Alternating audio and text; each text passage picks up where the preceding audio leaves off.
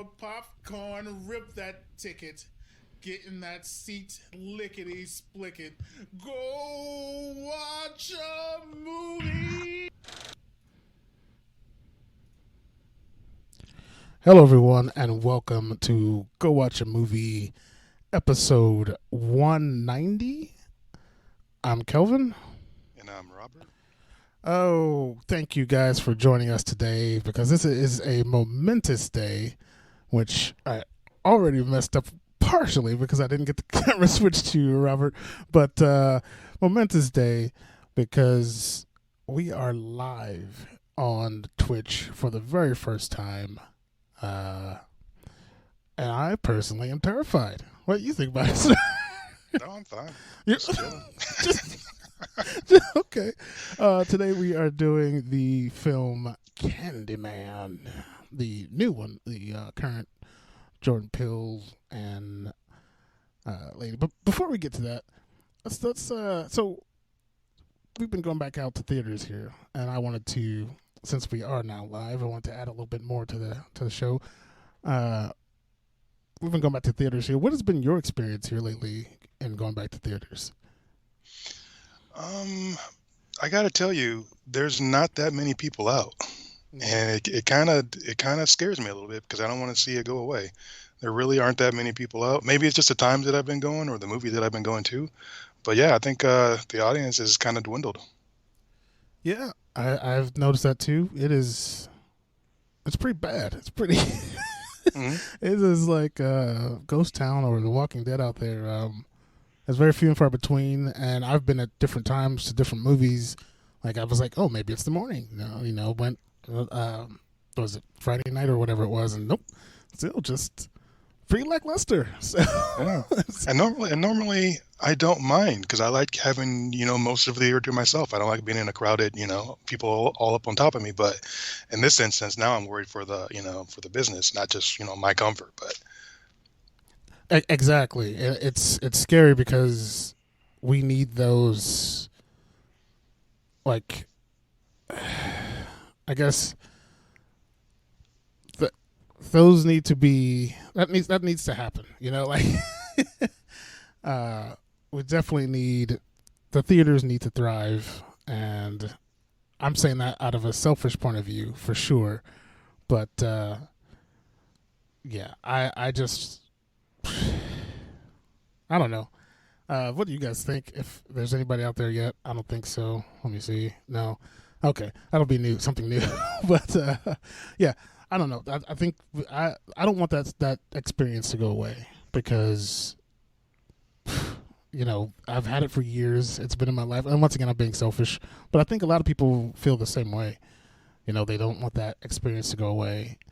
But if things don't change, I know like Disney's and HBO's are getting rid of their same day deals now that things are, I want to say, kind of evening out. mm-hmm. But which will help, I think.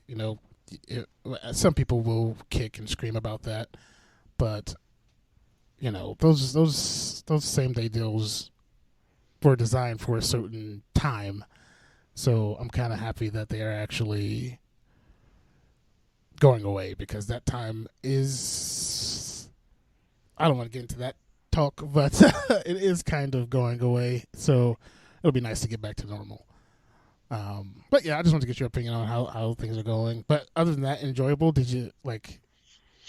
I haven't been partaking in concessions. I haven't been doing the popcorn and soda thing. So just because of the pandemic. So I've actually been wearing my mask, even though there's hardly anybody in there, which looks stupid, but still I do it just because I feel like you should. So Gotcha.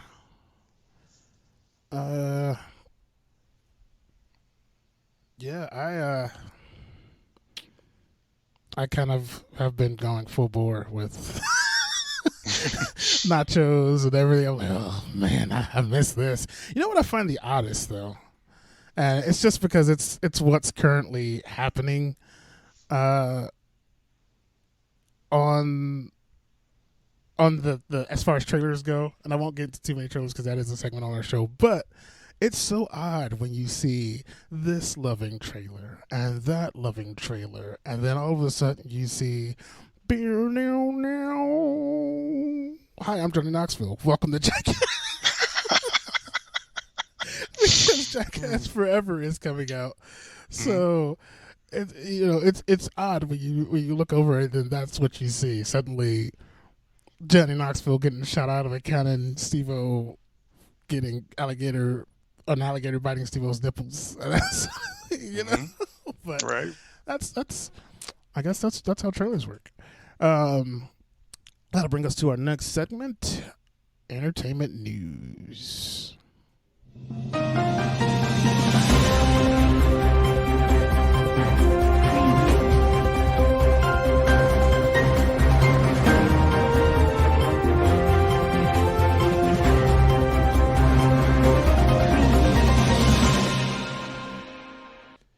All right. First story here.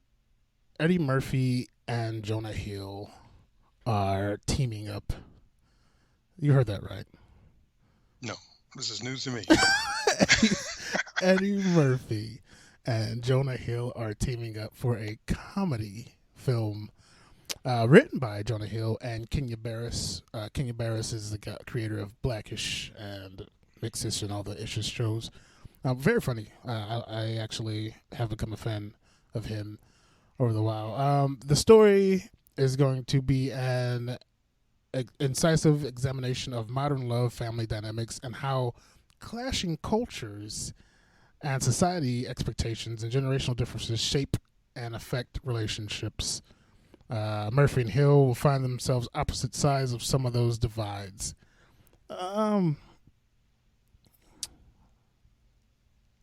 This is like The Odd Couple for me. Yeah, it doesn't seem like it would work, but maybe it will because it won't. I mean, I don't know. It just feels weird. And I mean, maybe that's the point. But I heard Eddie recently on a podcast or radio show. It was a podcast, but he was talking to Kevin Hart actually, and I gotta tell you, he came off extremely arrogant. Which, I mean, I guess he has. I don't know if anyone should ever come off like that, but he has some merit to because of what he's accomplished. But do you think, and I shouldn't do this, but do you think Jonah Hill is on Eddie Murphy level? I don't think so. That's where my mind was. I was like, what? Wait, Yeah. this seems awkward. Yeah, very. But I mean, it's happening, so I guess that's what do we know? Yeah. Moving on here. This is actually got me excited, and I'm not sure extremely why, but because I haven't watched one in a while. I guess it's because of the game I play with horror people. But Netflix lands a new Texas Chainsaw Massacre. The new film ignores all the other movies and takes place years after the shocking events of the Hoopers' 1974 original, in a setting where Leatherface hasn't been seen or heard from since. I'm already shaking in my boots. What do you think? I guess here we go again with same old thing over and over again and not doing something new. So. Although I'll probably, because I like the original Chainsaw Massacre, I mean, I'll watch, but I mean, I don't think they're going to, blow my mind with anything. Don't think they're going to do anything new? Nah, I can't imagine them doing something. I mean, how can you? Yeah, I mean, I guess I can see that. I mean, you could change the look, you could add some gore, you could add some, some of this, some of that, better dialogue. I mean, but you're not really going to change the feeling of the original that, kicked butt. So. Oh, maybe they're just doing it because it's like maybe it's going to bring a new generation into the fold. You know what I mean? Like maybe the young ones aren't going back to see the old stuff, and now so they're making something for the new kids. I guess I don't know. Kind of like they did with Evil Dead and a couple others, Freddy and yeah. I mean, And this one's always a touchy subject for me too because it is based on a true story. Like it happened. So, yeah, I don't know, man. It's yeah, I don't know. It's a touchy one for me. But I mean, I'm going to sit down and watch it, of course, because like I said, I've really enjoyed the story. I'm so sorry for the people who it actually happened to, but I really enjoy the retelling of it, the dramatization of it. That's what I mean. So, Yes, it's real life horror, so it has a different note. exactly. You're like, oh man, this isn't just Freddy Krueger. I mean, I don't believe Freddy Krueger could ever exist. Obviously not. But Leatherface. Yeah, that's the real thing. Actually say that there was a crazy motherfucker out there who trapped people in a basement and hooked them on hooks. I bet you right now there's a crazy motherfucker out there doing the same thing. We just don't know about it. You are 100% right.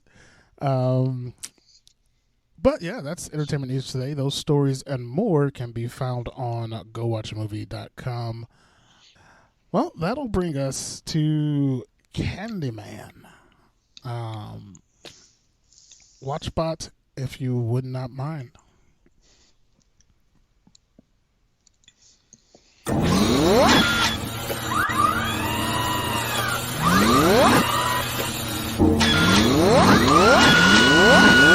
In present day, a decade after the last of the Cabrini Towers were torn down, Anthony and his partner move into a loft in the now gentrified Cabrini. A chance encounter with an old-timer exposes Anthony to the true story behind CandyMan. Anxious to use these macabre details in his studio as fresh grist for paintings, he unknowingly opens a door to a complex past that unravels his own sanity and unleashes a terrifying wave of violence. Director, Nia DaCosta, produced by Ian Cooper, Win Rosenfeld, Jordan Peele.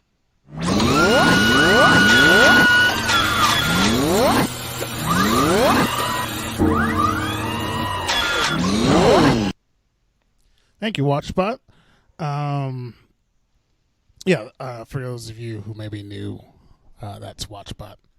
He's the guy who shows the trailer now and talks about the synopsis, so we can dive right into things. And he pronounces some names we can't pronounce. Or at least I can't. So CandyMan. This is a beloved classic. Not this one, but it is based off of a beloved classic movie. And it's by Jordan Peele and some others, because he actually didn't direct this one. Nia DaCosta directed this one. And hats off to her. Before we get into anything, she was the first African-American woman director to have a #1 movie in theaters. Holy right shit. Congratulations. Yeah. Jordan Peele did the screenplay along with Win Rosenfeld and DaCosta. So I'm sure everyone's seen the original, because it is a classic, and it's, I'm going to actually try not to say his name too often, because I don't want to die. So Jordan Peele has a way, and I'm sure the other writers helped with this, but he specifically has a way, and it's seen in his other movies, Get Out and Us.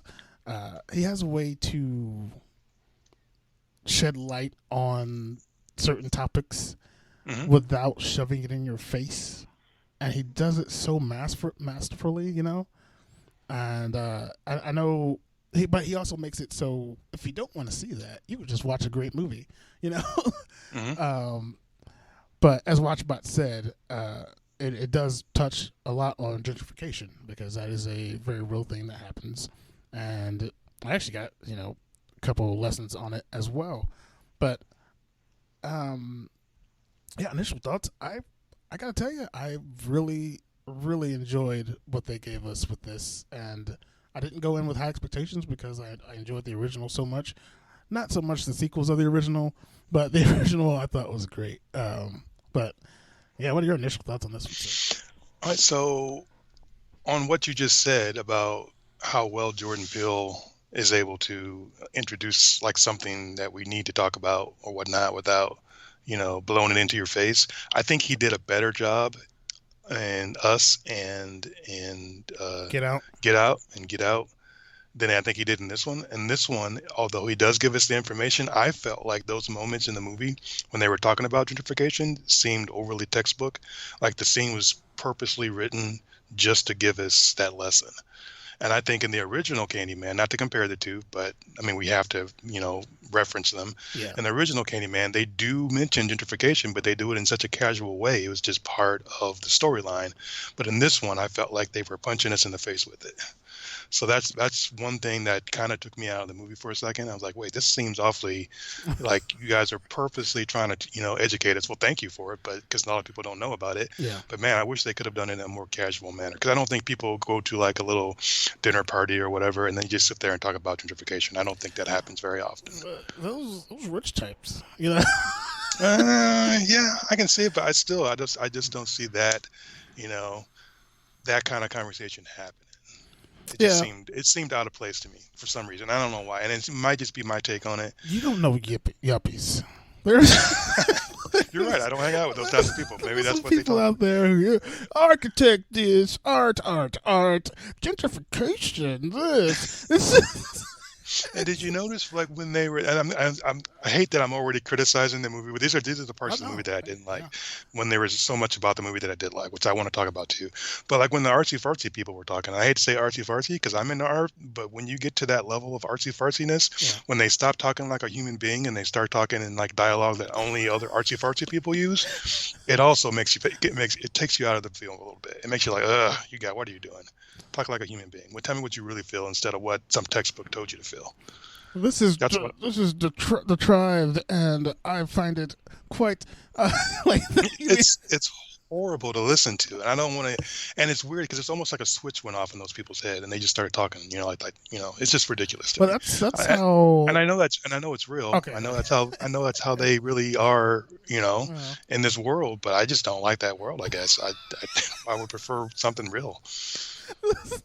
Not the world for Robert or me, because I'd rather not sit and like to tear down someone in the way that she did him in that specific gallery scene. Like I didn't understand what she said, but I wanted to call her a bitch something.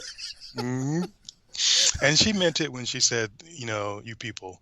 Yeah, she meant what she said, but then he's like, "Excuse me," and she's like, "Artist," and she tries to cover it up. Yeah, you're not as clever as you think you are. Nope. I heard what you said. He should have grabbed her head and threw her in that little art exhibit that he made for her. That CandyMan get you. Yeah. So this gentleman, yeah, right, yeah. Because we remember this, but I still forgot. Yeah, the Fine Secrets of Abdul Mateen II. I think you got to say his entire name when you say it, if I'm not mistaken. Yes, Yahya Abdul Mateen II. Yes, you got a little accent there when you said Abdul. Did I? Didn't know I was so cultured. You are. But yeah, he's Black Manta. Was actually my first time seeing him. I apologize because I'm sure he was in quite a bit of stuff before that. But yeah, that was my first time seeing him, and I thought he did a wonderful job with what he was given in that particular movie. Go back to that episode to hear my thoughts on that. But in this one, he wasn't likable to me, and I don't know if he wasn't supposed to be. I don't think so. But I really did not find him likable at all. I was like, dude, you're kind of an arrogant, in your own head jerk of a person. And while everyone else seems to be kind of bending over backwards to help you. But I guess that's once again that art scene, right? Yeah, and they point that out when they're doing after the the first people die, and they mention his art, piece, and then he's sitting there on the couch, and he's like, they mentioned me, instead of being, instead of being more concerned about the deaths. And then like the sister and the brother are sitting there in the chair just staring at him like, what in the world? So yeah, you're definitely right. He was not likable whatsoever. Yeah. So yeah, I didn't feel bad when what happened, but I guess maybe she was more of the protagonist than in that case, because Yep. but like, okay, so he discovers the secret of CandyMan. That's 2, I think. And I just when he first discovers it, he gets stung by a bee. Like when he's going to take pictures of this place the first time. He gets stung by the bee right before the guy explains.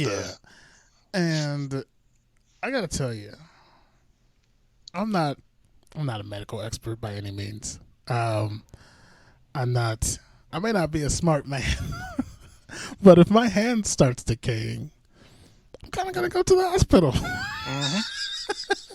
And he does eventually, but he lets it get all the way up to his arm and his face and everything. It was kind of weird that he waited so long. Yeah, and I know that's like, you guys are probably like, well, that's just plot point, But I'm like, well, that's not how I watch movies. You're gonna learn that if you continue watching shit. These people are real to me. This actually happened. That's why I'm not saying the C word too often. But that's my first issue with. Well, another issue with him, I should say. But so the gentleman, Coleman, William Burke, is from Fear the Walking Dead. That's what I know him from. Other people might know him from other things. And I always said that show, and I like Fear the Walking Dead, but that show is holding his man back. He is a fantastic actor. And I was so happy to see him in this role. And so happy to see that it was much more than what it appeared to be. What do you think of William? He did a good job. I liked how, without ruining the movie, I liked how his character developed and how he wasn't just the catalyst for this thing to happen. Yeah. But there's something more going on towards the end. And he has history with this, not just Cabrini Green, but CandyMan. Yeah, a lot of history actually. A whole lot. Yeah.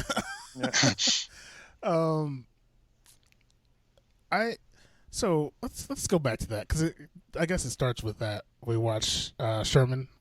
We watched the whole tale with Sherman and the kid, and I don't know what Sherman was expecting, but if someone creeps out of a wall holding candy with a hook hand, what do you expect a child to do? Scream.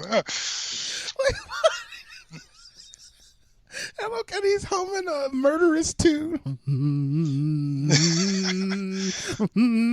Yeah, but he also was kind of known there. He was known. Everybody knew this guy with the hook just gave people candy. Yeah, it's still just creepy. I mean, I understand. From a hole. Right. Okay, you gotta announce yourself if you're gonna do some shit like that. You don't just come out of a fucking hole over the tune. Well, he did. He was.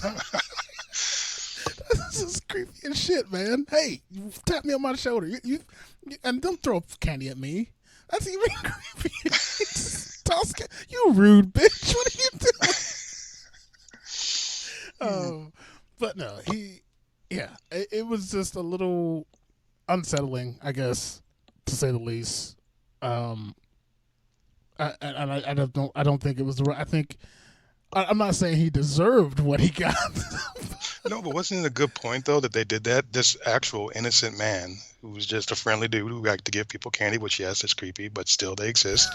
Wasn't the person that was putting the razor blades in the candy? He was innocent, and they do this horrible thing to him once again. Reiterating the point of CandyMan and who he is and his backstory and expanding his universe. So yeah, I mean it's a good point that they took this innocent person that looks scary. Mm-hmm. I mean again, once again, Peele doing what Peele does.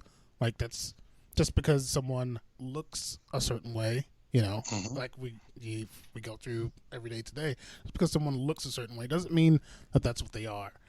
So this dude, and I was making light, but this is an old man who knows how he lost his hand. And he may not even be all there in the head, seemingly. Just like to give kids candy, but because he had a certain appearance, everyone instantly judged him. So Yes. Yeah, I get that for sure. I get that 100%. You make good points. Thank you. But Brianna Cartwright, the wife. Rare. Yeah. I was with her brother. I was with Rich Troy. She was way too good for Anthony, and should have left him just dumped, like on the side of the road, and kicked him out of her new fine loft because she had way too much talent, and he was using the poor girl, basically. Yes, very much so. But then later on in the movie, did you notice the point when she's talking to that other art dealer person in New York, and how she was only interested in her working with her because she had a connection to Anthony McCoy. So it kind of got reversed, and she kind of realized how he was probably feeling. So I like how both sides were shown. Yeah, she started getting used for his quote unquote talent, which I think, and this is just me, I agree with everyone else. The ones he took to the gallery were shit. But those spoilers, we do spoilers sometimes here, but spoilers, those gruesome ones of all the Candymen, those were fantastic, and would have sold great in a gallery. Yeah, art is subjective, but yes, I can see that point. I will say this though. Okay. The piece, the original piece, the one with the mirror. Say my name. Say my name. Say my name. I do like that because I felt like it paid homage to the first movie. Yes. Because there was that they had to remove that mirror to be able to climb into the next apartment, into that that other world basically where the killer or whatever was working. So I like that aspect that they incorporated that. It made it feel like it was paying homage to the first movie. Agreed. And I guess we skipped over. This movie starts off with a bang from the start because the opening title sequence is reversed. Yes, also very similar to the original movie, just like you said, reversed. Yeah, which I thought was just a fantastic touch, like you were looking at it from the other side of a mirror, or through the other side of a mirror. Yeah, that's just, way to go. So how do you feel about, let's go back to his Say My Name piece. I've been to some galleries before. I'm not that uncultured, but I don't like the ones that give you instructions. Well, sometimes the piece is so complicated. The artist, I guess, thinks that, or maybe the gallery thinks that they want it to be interactive, so they give you instructions to start out with to help lead you through their experience. And then there's even like chefs that are that way. Like they'll make something. Yeah. They just won't let you eat it the way you want to eat it. Pour this sauce, and then you have to dip it in the cheese. Yes, and then you have to cleanse your palate with a little bit of lettuce right in between. And some things I guess people are like want to micromanage everything instead of just let the audience enjoy and have their own interpretation. Which, and I get, but I did. That actually was very inventive. I love the idea of opening the mirror to this other world of this story, and the bitch was just snooty about. And so was the guy that he talks to later. He was like, "Where'd you get those paintings from? Like, some thrift store somewhere or whatever." And he's like, "So yeah, I can totally understand his reaction to that." Yeah. But I guess we got to get into the meat and potatoes unless there's another character you want to dive into, sir. No, let's go. So it turns out that, and I've heard this story before, somebody wanting to continue a legacy so badly that they start helping create it themselves. Maybe I'm thinking of The Village. Very different, but kind of same idea. You this thing needs to exist because people have to know, and this is how they learn, and that sort of thing. I I don't know. But I will say this. So spoilers from here on out. If you haven't seen the movie, check it out. But so he wasn't always meant to be a vessel. At first, he was meant to be a sacrifice, and then somewhere down the line, it switched. Am I wrong on that, or? Basically, yes. He's supposed to be a sacrifice. I mean, there is a weird scene in the original movie where, like, the CandyMan has his finger in the baby's mouth. Yeah. He's like suckling on the baby's finger. That could be a moment where he's like kind of, trying to wiggle in there. And somehow his spirit connect to the baby if something doesn't work out. You could argue that, but he just wanted to go. He wanted the woman. So he wanted Helen Lyle. Yeah. Which again they also show pictures of in this movie. So I like again connecting the movies together. So yeah, and the baby was, but because she sacrificed herself, he chose the baby instead. Basically. More than likely, if we're completely ignoring the other movies that come after. Yeah, I do.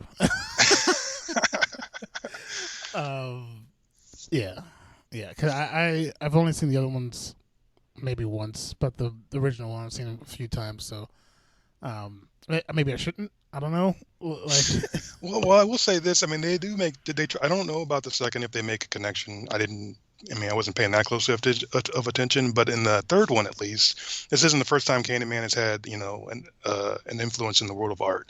There's like an art dealer, like in the third one, so it all kind of connects. So I like that when they made this movie, that they paid tribute to the others. Yeah, they definitely did that. So hats off to you there.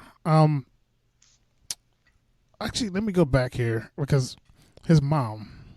You think she was a little too young to be? Yaya's, Anthony McCoy's. It's the same woman from the first. Jeez, she's aged well. I'm saying that's the same woman from the first. Cow. Yeah. They brought her back, and that's what. Again, I keep saying it. They keep paying homage to the original. Great job. Wow. But yeah, so he is chosen to be this new vessel for CandyMan because of he stumbled upon this lore, but it was all coincidence because her brother, who didn't want anything to do with anything, is the one who introduced him to this story. So it's like, when did CandyMan have? What were his plans to get him? If not, did he do it through this brother? Like how? What? Yeah, some of the plot is a little bit confusing. Like, how do you know William Burke knew that, Anthony McCoy had a connection? I actually, it flew over my head too, even though I heard the name Anthony McCoy. I never connected it to the person in the first movie until later. And I'm like, oh crap, it is then it made sense. But who knows how William Burke knew that, or if he was just randomly trying to get somebody, through happenstance. I don't know. It's hard to explain. Well, I guess he was in that neighborhood with the mom. So, so he probably heard tell of the baby surviving, I guess. But would he have known him by sight? No, definitely not. Definitely not. I don't think he would have, but he could. I mean, who knows? It's possible. And then the brother, because Troy says at one point, even though he tells the story of CandyMan, he's like, his boyfriend was like, we should summon CandyMan. He starts saying CandyMan. I don't know if this is the exact scene where he says it, but he's like, black people shouldn't be summoning shit. So, I like that has kind of wiggled its way from the past into the present, where these people are smart enough not to want to mess with that kind of spiritual stuff. They're like, we ain't doing it. I love the mom though. When he goes over there to tell her what happened, she's like, ooh, baby, ooh, don't you know? No, don't you? Yep, she knows better. But yeah, so we've already kind of spoiled it if you are listening, but he basically is now chosen to become the new CandyMan, whether he likes it or not. And it's all a incorporation by this William Burke character who knows the tale and wants to keep it going. And like we said, he somehow chose the right vessel. Maybe I need to watch it again, but he somehow chose the right vessel. And that's what happens. Mm-hmm. Spoiler. But we get a little extra with that. Tony Todd. Yeah. Not the original Candyman, apparently, but the one we all know as the original Candyman makes an appearance. Do you think he should have been there more, or do you think they used him just right? I think they used him just right. I wish his face had been a little more realistic. Yeah, I don't think they should Not have so, de-aged him, honestly. and not so CGE. Yeah. I think that kind of again pulled me out, and I was like, I mean, it's a nice. Once again, here I go. It's a nice tribute to the others, but still, I mean, I think he would have fit as an older man. I think he would, I think that would have been fine. But maybe they had a reason for it. I don't know. But yeah. What does the Rotten Tomatoes say about this one, sir? Rotten Tomatoes. It is a certified fresh, 85% from critics. You bet it is. And the audience is 73%, so just slightly lower. Okay. And if you like to compare to the original movie, the tomato meter is at a 77% certified fresh from the critics, but the audience score is a 62. Oh. So a little bit lower. Okay.